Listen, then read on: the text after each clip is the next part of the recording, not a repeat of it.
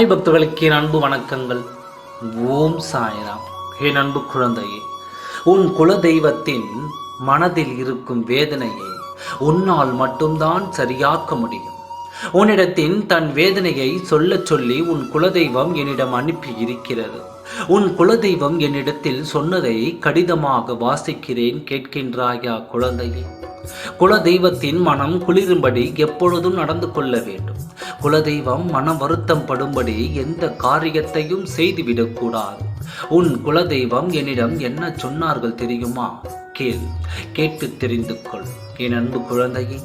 நீ 1000 இஷ்ட தெய்வத்தை வணங்கலாம், ஆனால் முதலில் உன் குல தெய்வத்திற்குத்தான் முன்னுரிமை கொடுக்க வேண்டும். எத்தனை இஷ்ட தெய்வத்தை வைத்து நீ வணங்கினாலும் என்னை எந்த நேரத்திலும் நீ மறந்துவிடக் கூடாது. ஆனால் சில நாட்களாகவே நீ என்னை நினைப்பது குறைவாகத்தான் இருக்கிறது. என் நினைவு உனக்கு அடிக்கடி வருவதில்லை.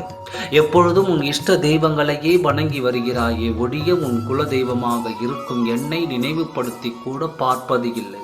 அதுதான் எனக்கு மிகவும் வருத்தமாக இருக்கிறது. என் நினைவு உன் இல்லத்தில் இருக்க வேண்டும் என்று நினைப்பது தவறா? நீ இப்படி இருப்பதும் உனக்கு நல்லது இல்லை குழந்தையே. ஏனென்றால் யாராக இருந்தாலும் குலதெய்வத்தை வணங்குவதுதான் சரியான முறை. குலதெய்வத்தை வணங்கிவிட்டு தான் தன் இஷ்ட தெய்வத்தை வணங்க வேண்டும். அதுதான் சரி. என் குழந்தை அனுதினமும் என்னை நினைக்க வேண்டும். என் நாமத்தை அனுதினமும் சொல்லிக் கொண்டிருக்க வேண்டும்.